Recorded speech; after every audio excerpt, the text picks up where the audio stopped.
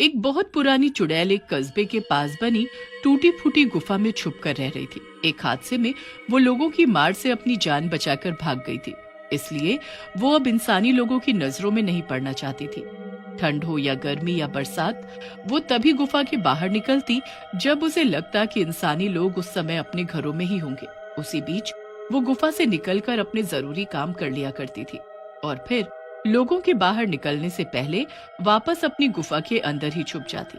ऐसे ही उसका जीवन चल रहा था, पर जैसे ही ठंड आती उसकी एक मुसीबत बढ़ जाती थी, जो थी नहाने वाली। उसे ठंडे पानी से बहुत डर लगता था। जैसे जैसे ठंड बढ़ती जाती उसका शरीर अकड़ता रहता और ऊपर से ठंडे पानी में नहाकर मानो उसकी बर्फ बन जाती। वैसे तो वो रोज सुबह 3 बजे उठकर पास के कुएं पर जाकर नहा लिया करती थी और इससे पहले कि कोई इंसान वहां उसे देख ले वो झटपट नहाकर अपनी गुफा में आ जाती। पर क्योंकि अब सर्दियां आ गई थी तो उसके लिए मुसीबत आ गई थी। रोज की तरह आज भी 3 बजे सुबह चुड़ैल कुएं पर नहाने जाती है। अरे बाप रे, कितनी ठंड पड़ रही है। मेरा तो मन ही नहीं होता नहाने का। लगता है जैसे कश्मीर शिमला सब यहीं उठकर आ गया हो। भगवान जाने ये इंसानी लोग कैसे रोज नहा लेते हैं, वो भी इतनी ठंड में। ना बाबा ना, मेरे बस की नहीं है रोज रोज नहाना। अब तो मेरा नहाने का मुहूर्त तभी निकलेगा जिस दिन धूप आएगी या फिर सीधा गर्मियां आएंगी तब। चुड़ैल नहाने के लिए कुएं के पास गई तो थी और उसने एक बाल्टी भरकर पानी भी निकाल लिया था, पर जैसे ही उसने ठंडे पानी से भरी बाल्टी में अपनी एक उंगली डुबोई, उसकी सिट्टी पिट्टी गुल हो गई। आज फिर वो बिना नहाए ही वापस अपनी गुफा में आ गई और ठंड से कुरकुराती हुई वापस अपनी रजाई में घुसकर सो गई। धूप सर पर चढ़ाती है। दोपहर के 12 बज जाते हैं, तब चुड़ैल की नींद भूख से खुलती है। अरे वाह, ये ठंड के मौसम में सौंधी सौंधी धूप की किरणें, कितना अच्छा लग रहा है। काश की सुबह नहाने के वक्त भी धूप ऐसी ही रहा करे, पर ये तो हो ही नहीं सकता ना, क्योंकि सूरज तो अपने समय से ही निकलेगा और इस समय मैं बाहर जा नहीं सकती। ऊपर से भूख भी बहुत लग रही है। चलो कुछ खा लेती हूँ पहले। फिर चुड़ैल कुछ फल खाकर अपनी भूख शांत करती है और रात होने का इंतजार करने लगती है। क्या करूं, मैं तो बोर होने लगी हूँ। रोज के रोज पूरा दिन गुफा में घुसे रहो। अब तो जब रात होगी और लोग अपने अपने घरों में सो रहे होंगे, तभी मेरा बाहर जाना हो सकता है। इधर चिंटू की मम्मी चिंटू को 1 घंटे से आवाज लगा रही थी। अरे चिंटू, कब से पानी गर्म हो रहा है, आके नहा ले अब तो, या पूरा हफ्ता ऐसे ही निकालना है बिना नहाए। भगवान जाने कौन से ऐसे कर्म किए थे मैंने जो ऐसी निकम्मी औलाद मिली मुझे। अरे मम्मी, क्यों चीख रही हो?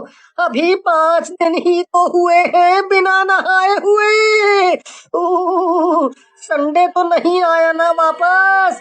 नहा लूंगा मैं हफ्ता पूरा होने से पहले। इतना कहकर वो वापस अपने कमरे में रजाई में घुसकर फोन चलाने लगता है। फिर रात को, चलो अब तो 11 बज ही गए हैं। वैसे भी ठंड में इतनी देर कौन बाहर रहेगा अपनी कुल्फी जमाने को। चल के अब थोड़ा बाहर का नजारा देखा जाए। भूख भी तो मिटानी है अपनी, वरना फिर कल पूरा दिन गुफा में रहना पड़ेगा और वही फल घास फूस खाकर गुजर बसर करना पड़ेगा। छुपती छुपाती लोगों की नजरों से चुड़ैल सुनसान सड़क पर शिकार का इंतजार करने लगती है। वो देखती है कि एक साइकिल पर कोई जा रहा होता है। सर काला खटिया जाड़ा लगे, सर काला खटिया जाड़ा लगे, जाड़े में बलमा प्यारा लगे। हाय हाय, सर काला खटिया जाड़ा लगे।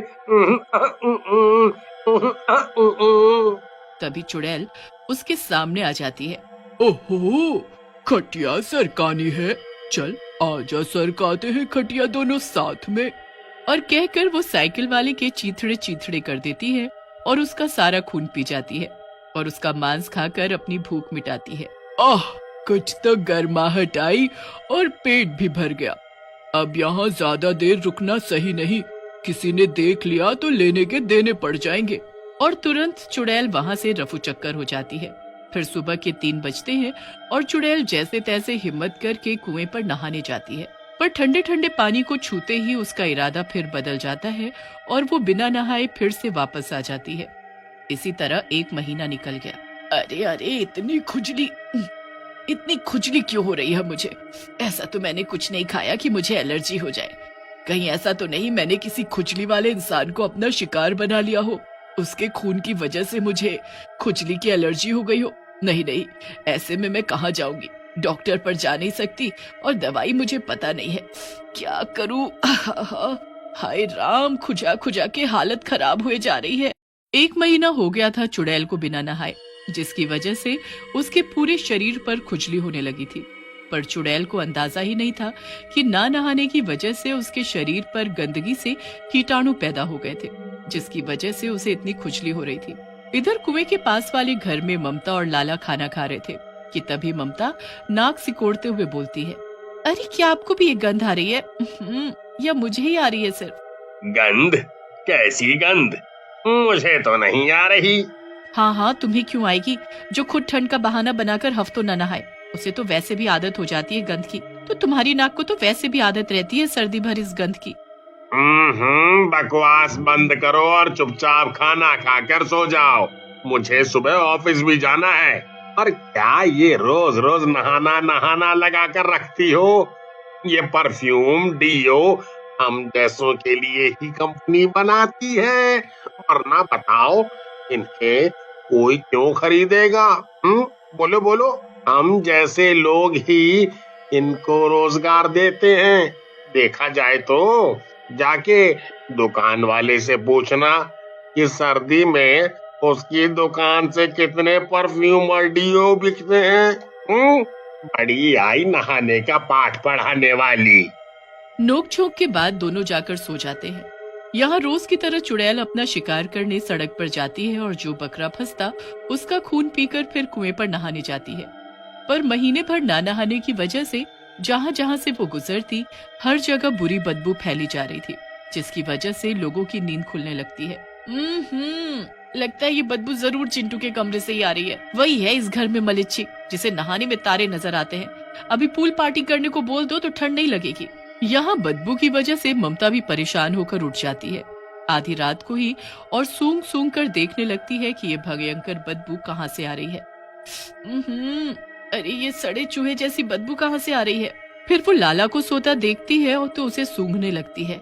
लगता है लाला जी में से ही बदबू रही होगी। यही तो नहीं नहाते हैं हफ्तों तक, जब कीड़े पड़ेंगे तब समझ आएगा उन्हें। मैं तो इस नरक में नहीं सो सकती। इधर चुड़ैल रोज की तरह कुएं से पानी निकालती है और उसे छूकर देखती है। अरे बाप रे, लगता है जैसे शरीर में करंट दौड़ गया हो। कितना बर्फीला पानी है। अरे नहीं नहीं, मैं नहीं नहा सकती इस बर्फीले पानी से। मैं ऐसे ही सही हूँ। अब तो जब गर्मी आएंगी तभी नहाऊंगी मैं। और वो फिर से बिना नहाए ही वापस आ जाती है। अरे मरी रे मरी, क्या करूँ, कहाँ जाऊँ? इस खुजली से कैसे छुटकारा पाऊँ? न ठीक से सो पाती हूँ, न शिकार खा पाती हूँ। दोनों हाथ तो खुजाने में व्यस्त रहते हैं मेरे। क्या करूँ मैं, क्या करूँ? बेहाल परेशान चुड़ैल गुफा में ही लोटती पोटती रहती है कि तभी उसे कुएं के पास से किसी की आवाज सुनाई देती है। अरे अभी तो सूरज भी नहीं निकला, इतनी सुबह कौन आज कुएं पर आया होगा? इधर कुएं पर ममता पानी भरने आई होती है। कुछ भी हो जाए, आज तो मैं लाला जी को नहला कर ही रहूंगी, नहीं तो अपने मायके चली जाऊंगी। इतनी दुर्गंध में नहीं सहन कर सकती। आज मैं पहले ही पानी गर्म करने वाली रॉड लगा दूंगी और उनके नहाने से पहले ही गर्म पानी वहाँ रख दूंगी। फिर देखती हूँ आज कैसे नहीं नहाते। पानी गर्म करने की रॉड? ये क्या होता है? लगता है इसका पति भी नहीं नहाता है रोज, तभी परेशान हो रही है ये। चल के देखूं तो ये भला किस यंत्र की बात कर रही थी। फिर चुड़ैल चुपके ममता के पीछे जाती है और ममता को पानी की बाल्टी में रॉड लगाते हुए देखती है। 15 मिनट में पानी गर्म हो जाता है और ममता लाला जी को गर्म पानी से नहाने को कहती है। मेहरबानी होगी मुझ पे जो तुम नहा लो आज। पूरे कस्बे में दुर्गंध फैला रखी है। देखो अभी भी कितनी बदबू आ रही है। ममता को पता ही नहीं होता कि वो बदबू चुड़ैल की थी, न कि लाला की। लाला गर्म पानी से नहाकर आता है बिना कोई नखरे किए हुए। तो ये बात है, क्यों ना मैं भी इस रॉड को आजमा के देखूं। अरे पर गुफा में तो बिजली ही नहीं है, पानी गर्म कैसे होगा? फिर चुड़ैल किसी तरह ममता के घर में ही उसी रॉड से पानी गर्म करती है और गर्म पानी की बाल्टी लेकर गुफा में आ जाती है। फिर गुफा के अंदर ही नहाती है। अरे वाह, आज तो सच में मजा आ गया। ये कैसा यंत्र है इंसानी लोगों के पास, जिससे ठंड में भी नहाने पर गर्मी वाले मजे। आज महीनों बाद नहाकर कितना सुकून मिल रहा है। तभी चुड़ैल नोटिस करती है कि उसकी खुजली भी बंद हो गई है। लगता है ना नहाने की वजह से ही खुजली हो रही थी मुझे। अब ऐसा कभी नहीं करूंगी। अब चुड़ैल हर 2-4 दिन में चुपके से किसी न किसी इंसानी घर से रॉड से पानी गर्म करके लाती और नहाती। अब वो ठंड में भी नहाने लगी थी।